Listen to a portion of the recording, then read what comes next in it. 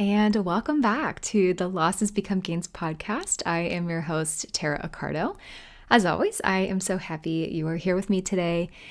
And with this being wedding season, I wanted to put this episode out into the world in a hopefully timely way because I know there are so many people in this community that are perhaps newly engaged, going through the wedding process currently, or are perhaps very soon about to get married. And I want to first start by acknowledging that weddings can be stressful enough, regardless of whether someone meaningful to you isn't there to witness your special day here in person, whether they have passed away or simply just were not able to make it. Maybe you had a falling out, whatever it is. And I feel like I'm pretty well qualified and equipped to talk about this topic, particularly because last year I went through 2 weddings. We actually had 2 wedding ceremonies without my mom and dad, and a whole bunch of other funky things happened during that process that I'll share with you today.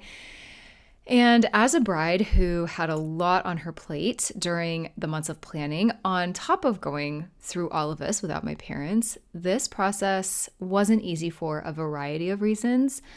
Parent related or not. So your gain from this episode today is to learn how to cope with a loss during a wedding and going through that whole process, and to find ways to make sure that you find your happiness and peace on your big day, when I know that can feel very hard to come by at times. So this topic can get pretty deep and it can hurt a lot, I know. And I also know there are people out there that have literally postponed their weddings or kind of like called it off altogether because they just cannot imagine their special day without a particular loved one present. So I really just first want to acknowledge that, but I want to begin this episode with gratitude, and I want you to do the same if you are in similar shoes. I am thankful to have had not one, but 2 incredible weddings that were chock full of love and support.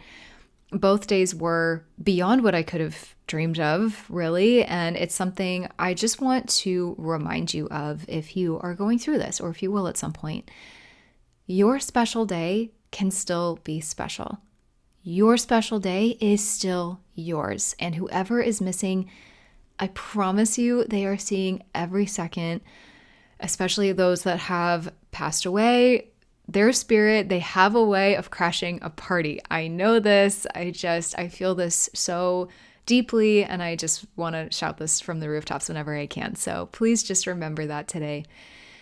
Much of the focus and some of the most difficult people to miss on a wedding day can be like your mom or mother figure, or your dad or father figure. So that will largely be the focus here on this episode, but 100%, a lot of what we talk about today can apply to other loved ones as well. So I just want you to keep that in mind and think about all of this in terms of your own situation. So starting this conversation with mother figures for a moment, not having your mom or a significant mother figure there, perhaps this was a grandmother for you or a godmother, stepmother, whoever this is, we don't discriminate, leading up to or on one of the most momentous days of your life can be extremely painful and isolating and really very lonely as well. It's excruciating sometimes not having her to bounce ideas off of or vent to when something isn't going right, or maybe your soon-to-be partner is driving you a little batty.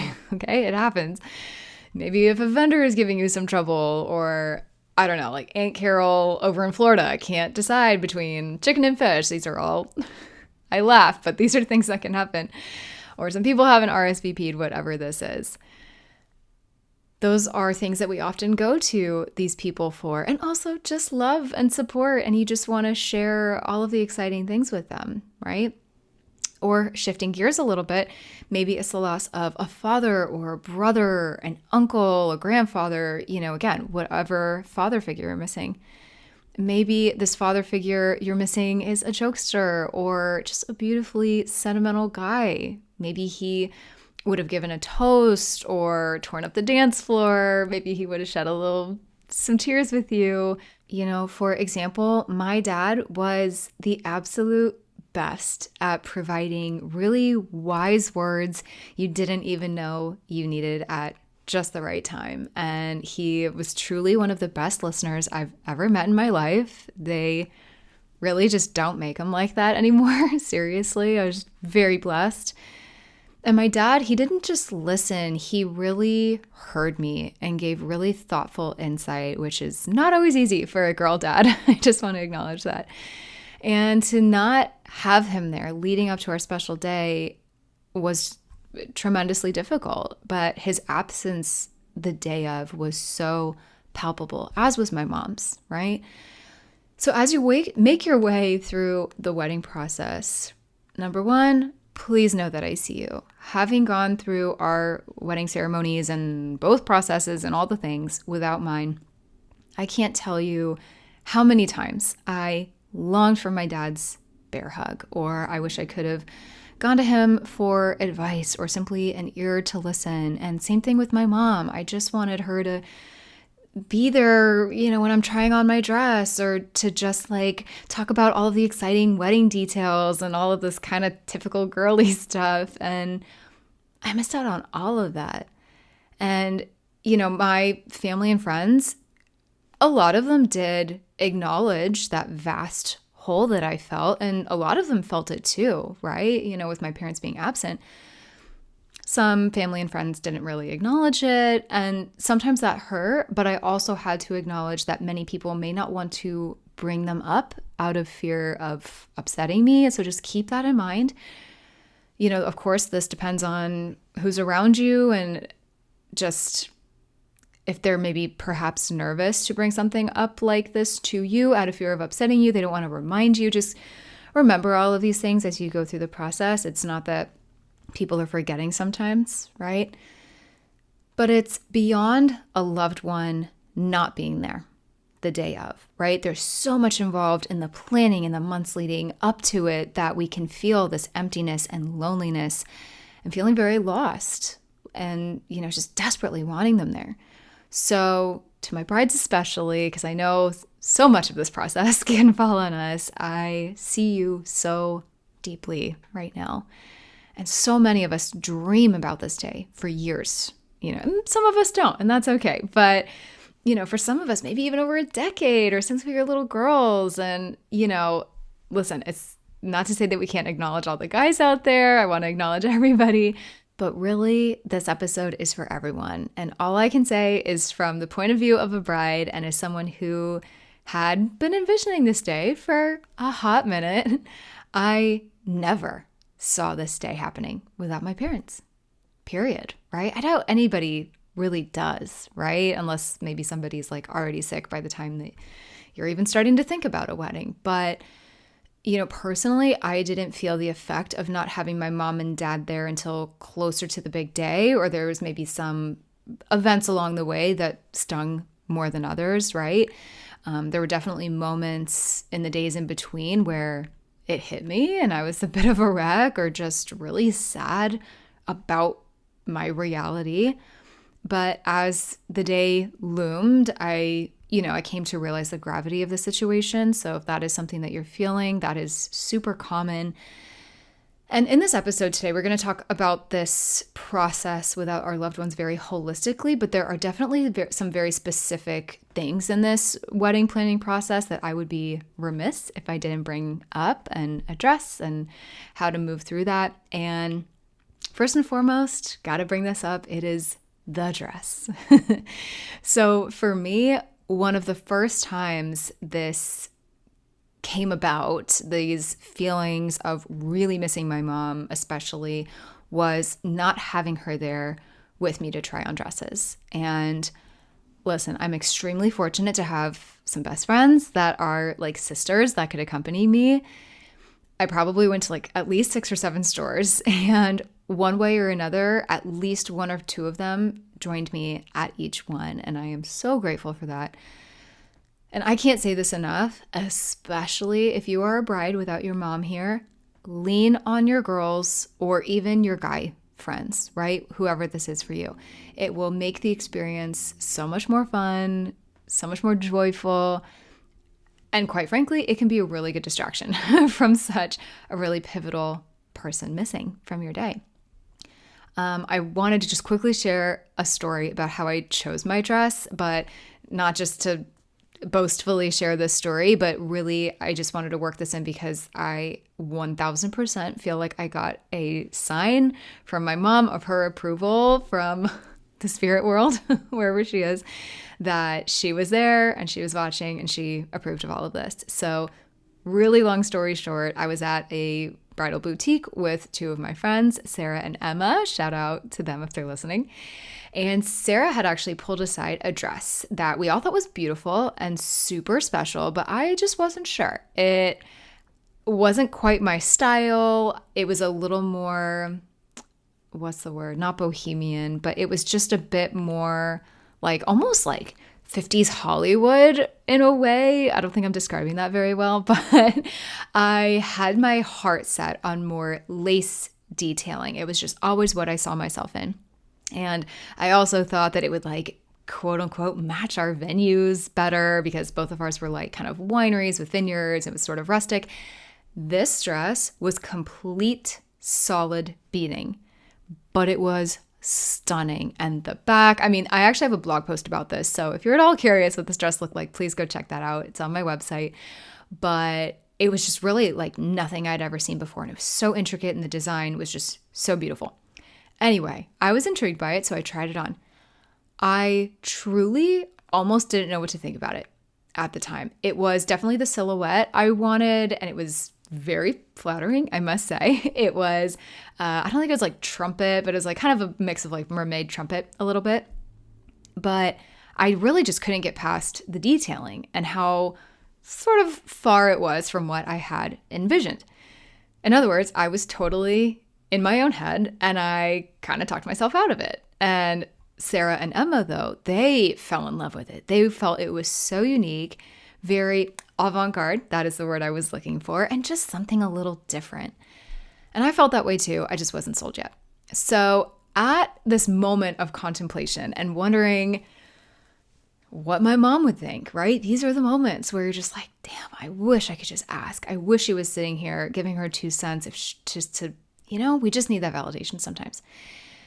As I was with every dress, I was constantly thinking what she would think. And all of a sudden in this salon, the song I Don't Want to Miss a Thing by Aerosmith came on. I cannot even explain how much of a diehard Steven Tyler fan my mom was. She loved Aerosmith. We would sing it in the car together. She was constantly listening to them and talking about Steven and Googling him. Like she was so funny. You get it. Even when she, first died and I'd listen to the radio, driving her car because her car just needed to be driven. I didn't want to just let it sit there. There Aerosmith was constantly. And it was 100% something that I take as a sign from her.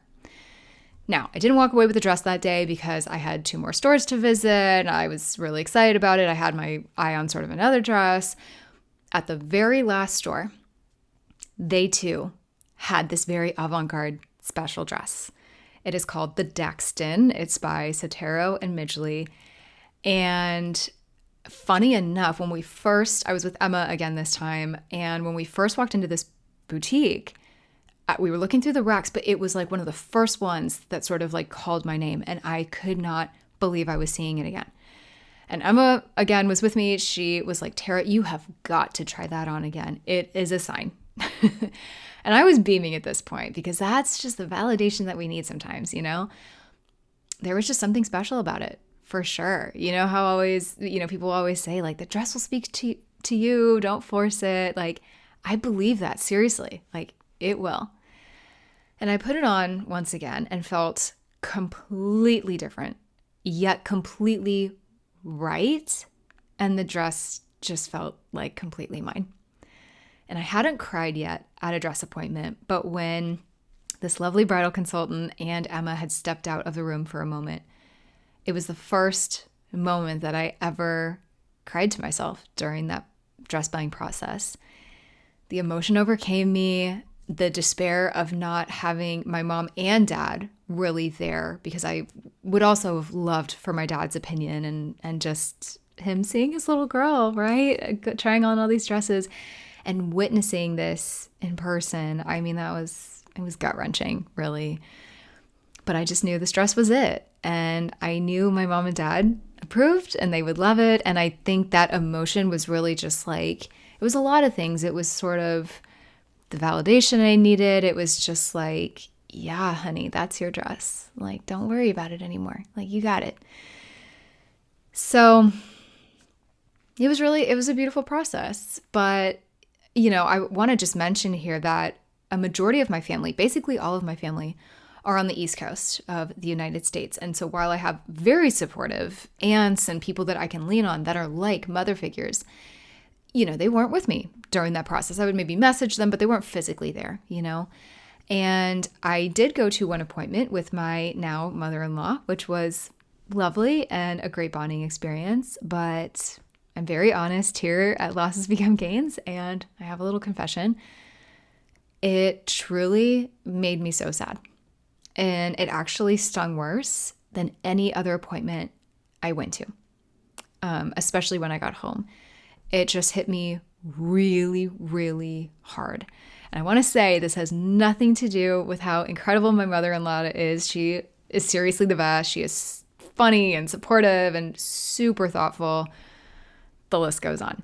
But it actually hurt more than just going with my friends because it wasn't my mom.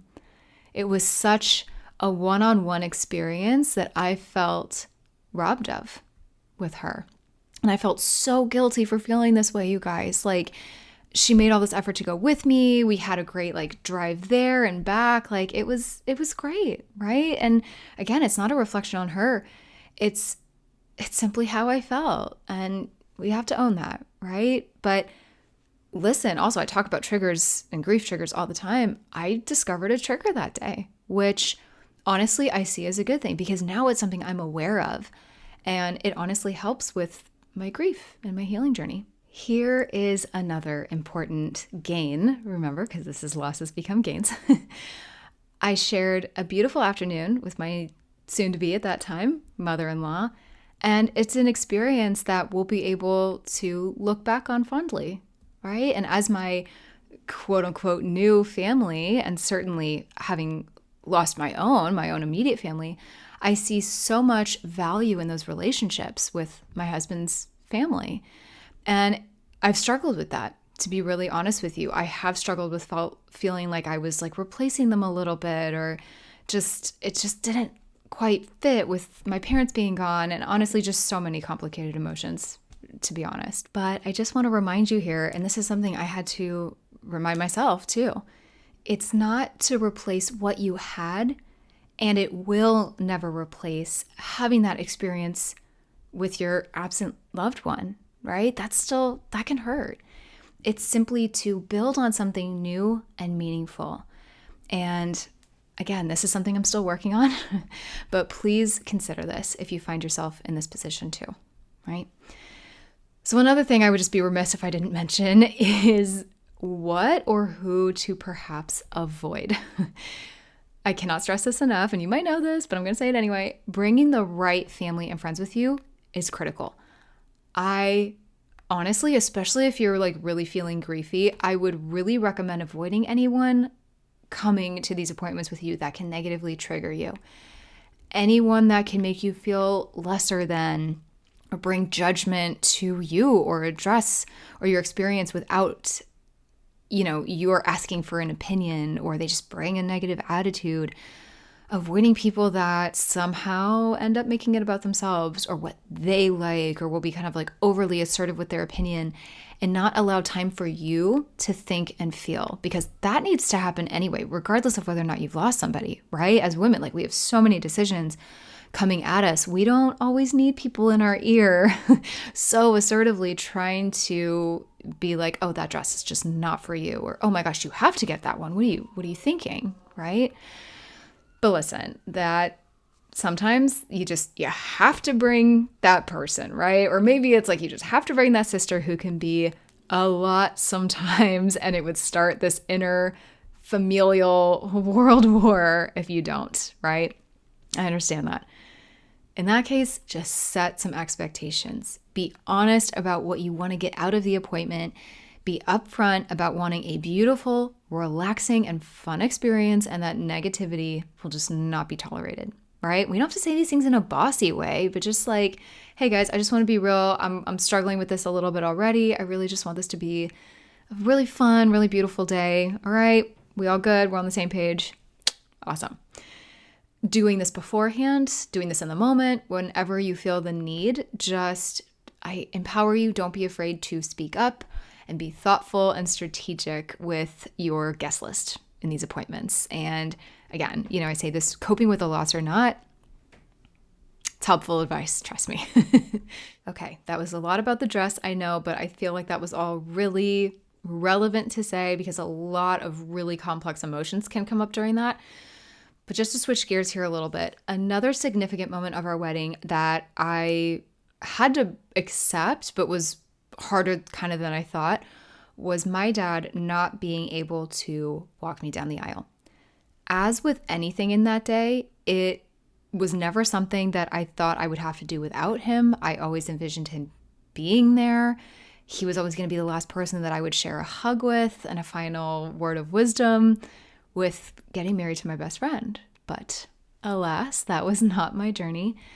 And while I don't have any siblings, I'm very fortunate enough to have a cousin that I'm very close with. Shout out to Brendan if you're listening to this.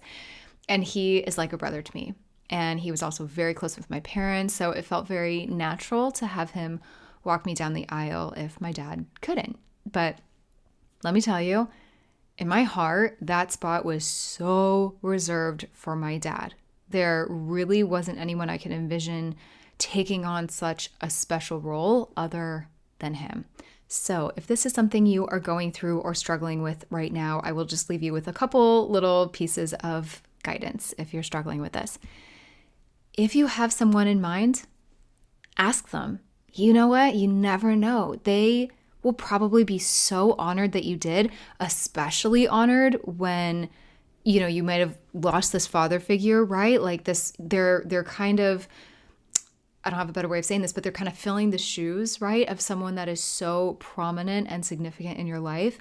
It is rarely a job that someone will take lightly. So I think it's a really beautiful gesture if that feels right to you.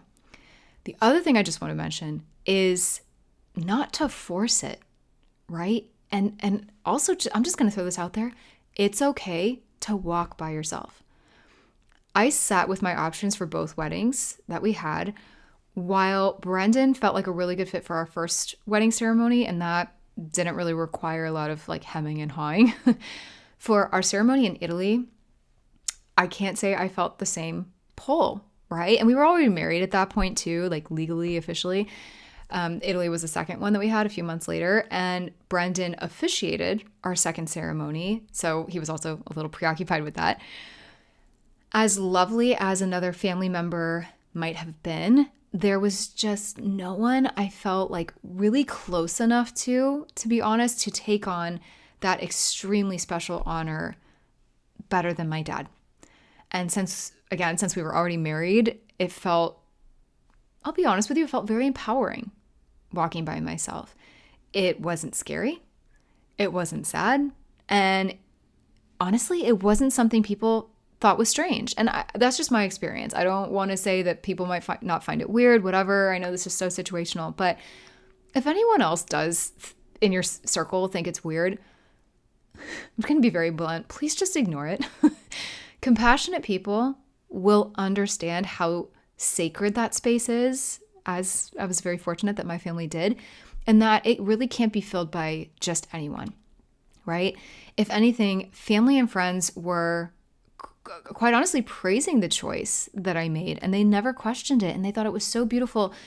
And even in that ceremony, people came up to me later and were like, Tara, I felt like we could feel the energy of your parents like with you as you were going down the aisle. It was so beautiful. And the way that the light was hitting, like, oh my God, they were there, right? And that would have been a different vibe if I had walked with someone else. So I wanted to allow my dad that space to come through, however it sounds funny, but however his spirit could or wanted to, and to kind of like take that rightful place. And I know that's a little woo-woo for some people, but I'm real with you all here. And that's just how I felt, right? So that's how I feel about the walk down the aisle. That's some advice I have for you. But there's another difficult aspect that we often have to endure without a father figure, usually, or whoever this person would have been for you. And that is the father-daughter dance, or again, whoever you would have shared this significant dance with. And maybe there's some guys listening here. Maybe this is a father, or sorry, not father. Maybe this is like a mother-son dance or something, right? Whatever the situation is for you. That was especially sad to me because when I was first engaged around the age of 24, that is an entirely separate story. But yes, I did have a called off engagement once upon a time. If you did not know that about me, my dad was so proactive in asking me to do dance lessons back then. I thought it was the sweetest thing. And it was something that even though we had called off that other engagement, my ex and I, years after that, I always kept that in the back of my head and how cute and excited he was. And it was something that I looked forward to doing with him so much. So it was devastating, honestly, not being able to share that experience with him. And it just made it sting that much more, to be honest. But that all being said, I am here to share an alternative that I think is so beautiful. And I credit my friend Angela for introducing this one to me. She's one of my best friends, and she was also a bridesmaid. And she also lost her dad back in college. And for her wedding, about 8 months before mine, she had more of a communal dance. So what do I mean by this? I basically mean that she chose a song that was special to her dad. And once dancing was about to begin, when the father-daughter dance would have normally started, she got on the mic to preface the dance and what it was for. And she explained that in lieu of a father-daughter dance, she would instead like to invite everyone to the dance floor to kick off the evening with a song that he loved. And she just wanted everyone to get in on the fun, to really, again, kick off the dancing and just feel very surrounded by light and joy and love.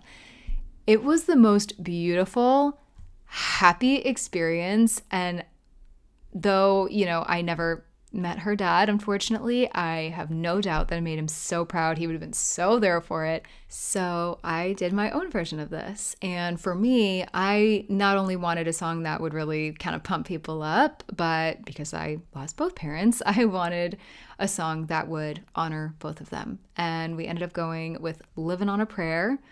Number one, because my mom was a huge Bon Jovi fan. And number two, I just love the lyrics. It was so indicative of what I was feeling at the time, like, again, we've got to hold on to what we've got each other, and that's a lot for love.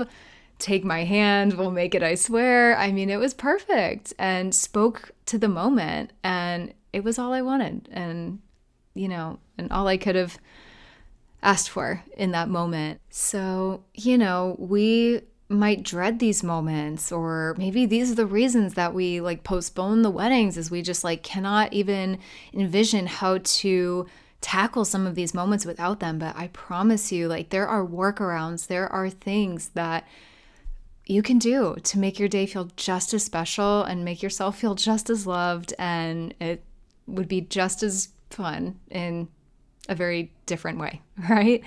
Even also, I just want to point out, little things like them not being in family photos. For example, me getting in my dress, I wish they could have witnessed that. Or, again, tearing up the dance floor if her song came on. I could just imagine my mom doing this. And, there were countless times throughout the day where I just had these brief moments of sadness that I couldn't go up to them and give them a huge hug and thank them for giving me, the life that afforded me such a phenomenal day, 2 phenomenal days. So in moments like that, in sad moments, in moments of overwhelm, I did a few things to help me through it. Number 1 is to breathe. I talk about breathwork a lot here on the podcast. I am a huge advocate for it. just relax yourself and your mind and take super deep, intentional breaths and allow yourself to feel that emotion in the moment and do not shy away from it. I know you might have a face full of makeup, so maybe have a hanky handy, right?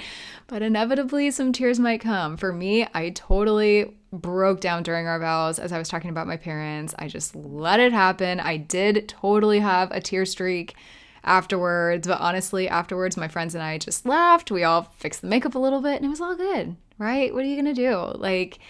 And if anything, if you find yourself kind of crying a little bit or it's just so overly emotional, just laugh. And that brings me to my next point that I just want to make. Remember to smile. After you get grounded in the moment, just smile. Yes, even if the moment is actively making you sad and feeling that longing of wanting your loved one there, smile. Be grateful for everything and everyone around you. Be thankful for the people that have shown up for you that day and who love you so deeply. And yes, I know it's not the same as having the people that you so desperately want there. It's like one of those things where you could be filled to the brim with a room full of people that love you, but if it's not like the one person that you want there, I know how empty that can feel. But your loved one's support is an extension of everything going on around you. So allow yourself to feel that energy. And if you force a little smile, you are less likely to lose it in a really big way. But listen, if you do lose it in a big way, own it. That's okay. That is grief, right? And again, especially if you're trying to avoid the tears, once again, makeup, if anything, it will probably bring some happy tears and it will enable that gratitude even easier. So next, I just want to quickly talk about some of the biggest pieces of advice, other than the two that I just mentioned, that I can give you to still find ways to savor and find happiness on your wedding day and in every step leading up to it. And with these steps, I personally was able to find some peace of mind in times of stress or sadness when my grief was really acting up and rearing its ugly head, because it definitely did. Number one, don't feel guilty. Some moments you might be elated and laughing. One moment their absence can hit you really hard. Don't feel guilty for finding happiness that day. You are allowed to laugh. Okay. I had moments where I felt so guilty for finding joy and kind of getting caught up and laughing during the experience, especially without my mom there sometimes when I was trying on these dresses, for example, feeling guilty that I wasn't constantly thinking about her. And trust me, I was thinking about her a lot. For example, with every dress I tried on, I so desperately wished to get her opinion, as I mentioned. I wanted to see how she would react, or my dad, same thing, but it's okay to give yourself permission to smile and to relax and embrace this super special moment in your life. And remember, these moments, God willing, the wedding works out, you might only get this is your shot at this, right? So keep that in mind and just be super present with it. I know I just mentioned this, but I'm going to say it again in a slightly different context here. Remember to breathe. As I mentioned on my own journey previously, I found myself really exceedingly emotional. I actually really couldn't get it together when I was trying on that dress that I had mentioned with my friend Emma and the consultant, and when they left the little room for a moment, I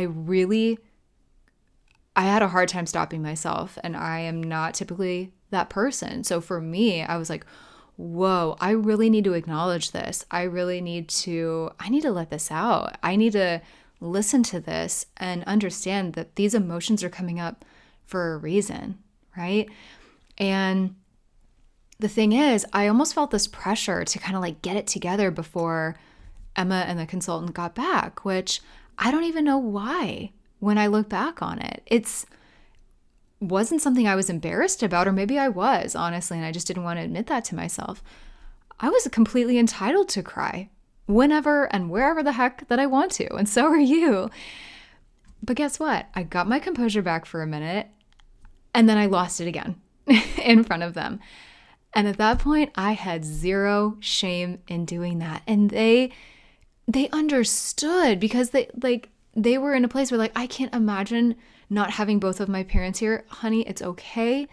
You let it out because this is difficult. So again, that's just more to my point of having good people around you.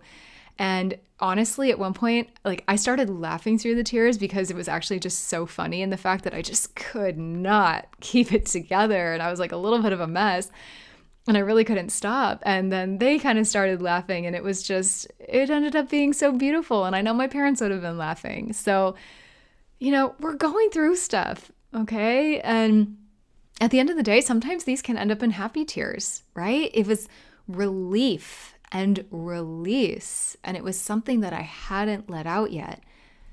This is grief, you guys, right? It can come in some very obvious moments, and in some moments, it can really surprise you with how much it hits you. But as I mentioned, these tears for me were acceptance and love and knowing that my mom and dad were seeing all of this and putting their stamp of approval on it. So dress or not, at whatever other moments you might feel overwhelmed in this process, take a step back, excuse yourself if you need to. I understand that. Everyone else will understand. Breathe in for 4 to 5 counts through your nose. Hold it a moment and then breathe out for 4 to 5 counts through your mouth. And do this as many times as you need to.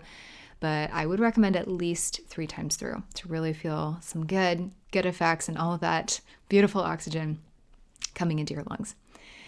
And I've kind of mentioned surrounding yourself with the right people. And I just want to bring up a couple things here that you might not have thought of or expected from this episode. But I think this is super important, and especially when understanding my story. And if you're in the same boat, you are not alone. I will just mention that I had very minimal family, really, at both weddings. One, because my family on both sides, frankly, just isn't that big. 2, virtually none of my mom's family could make it to either wedding. And I'll be really honest with you, that hurt really badly. Most of them did have a good or pretty, quote unquote, acceptable reason. Some of them, not so much, or they just really didn't acknowledge our wedding. And what's worse, I have to confess, is this following thought crossed my mind. I thought, what if my mom had been alive? Would you have made more of an effort to come? Kind of a horrible feeling, right? I can't even say that was the grief talking. Maybe it was, but that was genuinely how I felt. I am not ashamed of that. It just was out of pain, really, that I said that and thought that rather. And it was really sad. And I am bummed that I let my mind go there. But I also had a moment where I was like, no, I'm entitled to feel that way, right? This is grief. This is some of the thoughts and things and feelings that we have to grapple with. Is there any truth to it? Who knows? Yeah, some people might have made more of an effort if my mom was here because they wanted to also see her. And maybe they're just like, well, Napa's expensive. Can't make it all the way out to California. Sorry, Tara, it's not worth it. I mean, I'll never really know. But let me impart some wisdom that countless people said to me. And I'm sure you've heard it before too. The people that are meant to be there on your wedding day will be. Acknowledge and appreciate the people that are there. This really hit hard for me at times, truthfully. But remember that when you feel disappointed, remember that when people are acting maybe insensitively or being difficult or not responding, or they back out last minute, any of the above could happen. All you can do is handle it with grace, right? You can't force people to come. You can't sometimes take things personally, right? And that goes for family, and that also goes for friends. And I just wanted to get this out there too, because again, we're talking here a lot about the deaths of a loved one, or if a loved one is not there because they have died. But I think this is really important to talk about friends or other people that are maybe just not, that are alive, but not making it to your wedding for one reason or another. Quick story, I will just say I'm fortunate to have best friends that are like sisters that could accompany me to dress appointments and were just really there for me. And I was very lucky. And I absolutely hope that you have people like this in your corner as well. If not, start to think about that. If not for a wedding, just for your happiness, right? It's never too late to find your tribe. Like, I have met some phenomenal people through the Lost Has Become Gains community that I am so grateful to be connected with. It just goes to show, like, you never know who could come into your life and change it for the better at any state. And some of my bridal party I had known for 9-10 years, and some people I had just met literally like a year and a half before. And I love them all dearly for different reasons and, all the good things. So that being said, I do want to share that I lost half my bridal party. So you might be like, whoa, Tara, what? Like, how? So again, this comes down to expectations and realizing that, yes, our wedding is important, but other people have things going on too. So, little fun fact for you, I was originally supposed to have 6 bridesmaids. I ended up with 3 and 2 at the Italy wedding. So let me just break down what happened in case you are curious about this or something like this is happening to you too, because this is absolutely another part of the process that you might have to cope with. Again, other than just like people who have died that aren't there, you might be dealing with some very difficult people right now, or people that are kind of not showing up for you in the way that you had hoped. So reason number 1 that a couple of them could not make it was they were too pregnant to travel by the time that the wedding rolled around. So what am I going to do in that case, right? Force them into a car, or force them to, one of them was in Florida. I can't force her to drive across the US at like 9 months pregnant. And another one was just finishing her graduate program and she really couldn't commit to it or afford it. And none of those people made it to the actual wedding either. And so that was a horrible pill to have to swallow. Like, so many times I was like, half my bridal party? Really? Like, it felt so personal, you guys. But I eventually had to have this moment where I was like, Earth to Terra, 2 of them are bringing life into this world. And if the tables were turned, you would probably have to do the same thing. Like, the timing was really unfortunate, but it happens. And they were really sad to miss it too. They were, it wasn't easy on them either. But I have to say, one of these moms did make it to my bachelorette in Vegas. She was like 6 months pregnant. So shout out to my girl Charlotte for that one.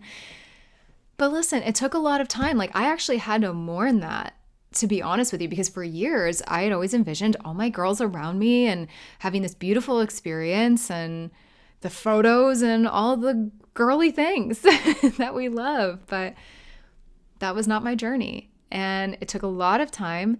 But the happiness I felt for them at the end of the day would always trump the disappointment that I felt. And at the end of the day, it was all really temporary. And by the time the actual wedding day came around, I was like, I'm okay. I'm good. I'm just grateful for the people that are here. Reason number 2 that I had lost a bridesmaid was ultimately because of poor communication. I want to be nothing if not honest here in this podcast, but out of respect for this individual, I won't go into a ton of detail here. They had a lot going on in their life as well, but basically at the end of the day, it came down to expectations just not aligning and very poor communication. We weren't hearing from her during very critical times in the wedding planning process, or for example, it was like days before a big event like my bachelorette party. And we weren't hearing anything. Was constantly having to reach out to her. And frankly, it put even more stress on me because it was stressing out the other bridesmaids who were trying to plan things and get deposits and, all the things. And they were just really trying to be there for me. And I had to try and track her down for responses on multiple occasions, which just put me in this really awkward position, all the things. And it finally came to a head when 2 days before my husband, John, and I were supposed to literally leave for Italy for a week before our next ceremony, I found out that she wouldn't be coming. Whereas literally the week before, that was still the plan. I still thought she'd be there. And sadly, I didn't even find out that she wouldn't be coming from her. A family friend informed me.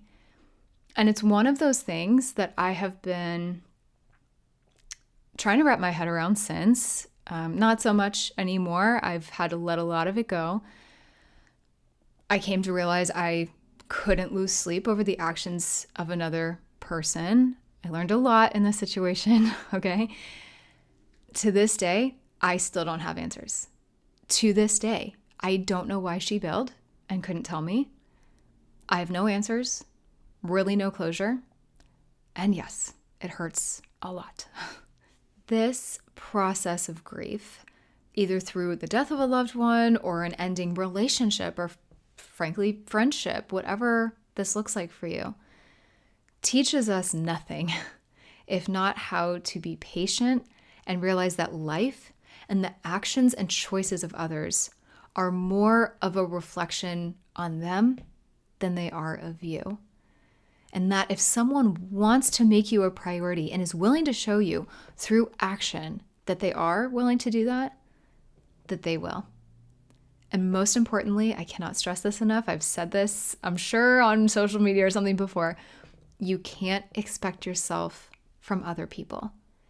That is what I was doing in this case. I assumed that a lot of this was pretty basic bridesmaid stuff, but I learned a big lesson here. I learned a lot about myself. I learned some things that I was like, wow, okay, I will make sure not to do that to somebody because I know how it's making me feel. And it doesn't make me feel good. And actions do speak louder than words, right? So I just always empower any listener here, any follower in my community to just know your worth and approach people with love and grace and understanding. Try your best not to hold on to any resentment. You guys, I held on to a lot of resentment for a really long time, but eventually I got to this phase in my life where I was like, you know what? This is not serving me. This is doing me more harm than good, and they're not really giving it a second thought. So it seems. maybe they were, but we can't hold on to these things forever, right? So to begin wrapping this up a little bit, I want to close this topic in this episode today with some other ideas really quickly and some inspiration on how you can work your loved ones who died into your special day. So I've already talked about a few things with, the dances or things like that. But if you can't have the individual or individuals that you're missing there in person, why not find ways to make their presence feel known? Right? So one thing I definitely wanted to bring up was jewelry. So maybe if your mom or grandmother or whoever it is has any special jewelry that you'd be proud to wear on that day, and it goes with your outfit, and this doesn't have to be anything fancy, right? It's just a really special way to make her feel like she's with you. And I love this tradition because it's something they touched, something they wore, something that was special to them. And maybe someone even before her wore it, if it's like an heirloom or something. But also, no pressure here if she maybe didn't have a lot of jewelry or wasn't a jewelry person. I also recommend trying to find something maybe on Etsy or another fun website that just reminds you of them, right? Maybe it incorporates their favorite stone or, something with a butterfly or a bird. Those are really big symbols of our loved ones visiting us. So I always love those. They're very feminine. They can go with a wedding. So for our wedding, I wore one of my mom's favorite bracelets that she had had for decades, a beautiful pair of earrings of hers that I always loved and are just super classic, and her wedding band. And let me tell you, I felt her energy all up around me for sure. Next is music. We talked about music and first dances and everything a little bit, but think about it. What song could you possibly work into your big day that could honor your loved one? And think about this more than just like first dances, right? Whether this is your processional, recessional, the first dance, bridal toss, grand entrance. I mean, the list is endless here, right?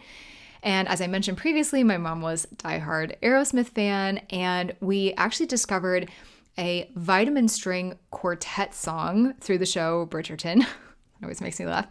And we found out they did this really amazing rendition of I Don't Want to Miss a Thing, as I mentioned, was like a song that is so her and is like my little song with her. And that was a song that we walked down the aisle to, and everyone loved it. I loved it. My husband loved it. Mom would have loved it. And, you know, if you know the song or have seen the movie Armageddon, it can be a very emotional song. We just felt like it was such a beautiful way to acknowledge really both of my parents and how they truly would not want to miss a single part of this day. And I don't think they did. So another one is flowers. Flowers are a really colorful, elegant way to work your loved one into your day. It's a subtle, or maybe not so subtle, depending on how many you have, tribute to your loved one that can really make you feel the presence all around you. And if this feels out of budget, trust me, I know how expensive flowers can be. It's absolute insanity. Don't worry, flowers can also be inexpensive. Maybe just work them into, you know, one aspect of your wedding, or maybe just your bridal bouquet, whatever feels comfortable for you. I also just want to mention, I know so many people are against faux flowers. I have seen weddings where you can find some really high quality ones and they could be just as gorgeous and no one would know the difference, especially if they're not in like on the table, right? Where people could like possibly touch them or something like that. If they're maybe really just for decor, people would never know. In my case, my mom absolutely loved roses. She was like the rose queen. She has like china with them on it, and we would always catch her smelling them if we were on a walk and passed one. She took us to this rose garden several times that she loved. She used rose water every single day. You name it, she had it. So while roses can be very expensive, I know, we were really strategic about which kinds we used. We made sure that they were in season, and we were just very thoughtful and intentional with how many we used. So our color scheme was ivory, blush, champagne, with a little hint of sage, green, and gold. So we used a mixture of white and blush roses for the dinner tables, my bouquet, some of the bridesmaids' bouquets, and things like that. But to lessen the cost a little bit, we also use some olive branches and leaves sort of sporadically, very pretty leaves. I know that sounds sort of funny, but, and, you know, just doing some design with some other greens and small votive candles to fill it all in a little bit. And we also used some of these flowers for our dessert tables. So we had this really amazingly talented woman who did our cake, and she added some white roses to the side just to kind of tie it all together. So it all came together beautifully, and it didn't completely blow our budget. So in the end, it was exactly what let's be real, because my husband probably couldn't have cared less about the flowers. It was exactly what I envisioned. And I want to bring up the dress one more time here, but actually where dads are concerned. And to honor my dad, you might have heard of people doing this before, but I had the seamstress who did alterations to my dress cut a small piece of one of my dad's work shirts, and she created a little heart from the pocket. And because she took it from the main pocket, we were able to keep the rest of the shirt intact. And then she sewed that little heart into my dress right under my heart in the bodice of the dress. It was so beautiful and so cool. And it helped me feel closer to him that way. And it also doubled as my something blue. And with that same shirt, my friend Emma that I mentioned before got my new initials with my new last name and our Italy wedding ceremony date monogrammed into it. So that is just something I have hanging in my closet now. I cherish it so deeply. Very last thing here, to honor both of my parents, I have this photo from their wedding when they eloped in Key West, Florida back in 1981. It was just them two there. Literally, they didn't have anyone else. They just did this small little thing, just them two. It is a photo that I love and cherish so much. So I had that blown up and I framed it. And it was placed on the aisle chair in the very first row on sort of my side. I use that term loosely. I think everyone can join either side, right? That's what a wedding is. But theoretically, where they would have sat if they were there in person. And my bridal bouquet also sat there during the ceremony. So when the recessional began and my husband and I were officially husband and wife, I picked up the bouquet from the chair and I just made sure to take a second and really look at that photo and give them a little smile, which of course made me cry a little bit more. But at that point, it was tears of joy. I was walking down the aisle with this man that I could not have been happier to be with, and it was a beautiful moment. So, a final thought here. A loved one's absence on any given day can be deafening, right? Let's just call a spade on that one. You don't have to have a wedding for grief to be difficult. It is heartbreaking not having them here in physical form to be with you during this incredibly special time on the day leading up to it, and just the small and the big moments, period. Please know, I see you right now if you're struggling with this. No matter if it's a parent figure or another special loved one that you're missing on your wedding day, do your best to remember that they are there with you. They would not miss this day for the world. Somehow they are watching everything you're doing. They are all up in your business and they are giving those opinions of theirs out there from the other side somewhere. I have zero doubt about that. And if your loved one is anything like my mom, I promise you they will be finding ways to nag you and insert their dominance, even from another realm. You just have to be open to hearing from them. And when in doubt, close your eyes, let the tears fall as they may, and tap into the energy around you, because you might feel them more than you think. You might receive signs and symbols for them, or you might see angel numbers, right? Like double or triple or quadruple numbers. Put any questions or things that you need help with out into the universe and ask for guidance, right? See what comes back to you. I swear to God, you guys, I literally, with multiple things, I was like, my mom was like big on coins. She always found them here when she was alive. And she had even said to me once, I think randomly, like, you know, if you're ever missing me, if you're ever needing me, like, I'm going to show up in the form of coins. So, you know, and lo and behold, like, I swear to God, I find coins on the ground when I'm needing a little guidance or advice or a little nod from them, like, hey, we're here. It's all good. So open yourself up and pay attention to those things. And by working their memory into special aspects of your day, be it big or small, their presence and energy will be felt no matter what. They will be cheering you on from the very front of the crowd. I have no doubt they're going to have the best seat in the house, right? Remember that. No matter who isn't with you, there is no way that your loved ones who have died wouldn't want you to have fun with this experience, okay? So if I can leave you with one final thought, it's this. There are no rules when it comes to making your wedding how you want it. Sure, there might be some traditions or things that you want to uphold or, you know, you might feel are appropriate to do or not to do. That's fine. The best, most beautiful thing you can do is make the day about you and your partner. You guys, I had to remind myself of that so many times when people were disappointing me or hurting my feelings or I was missing my mom and dad. And I'm not going to lie, I lost sight of it a few times. But then I would like look at my husband and I was like, he's the reason I'm doing this. That's right.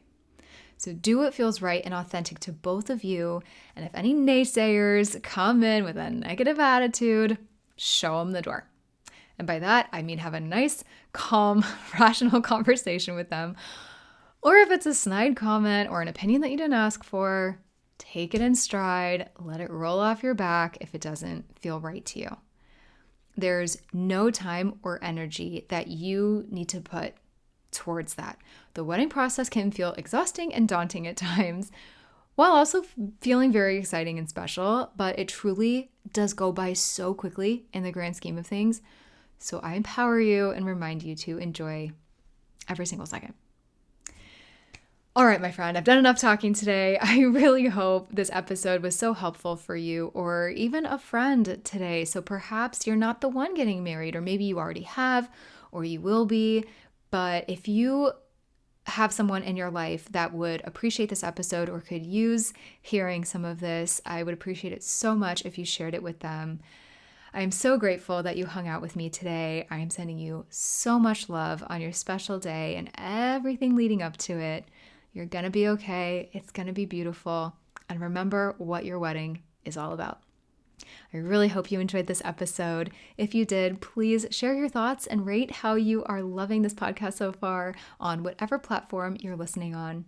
And I will talk to you soon.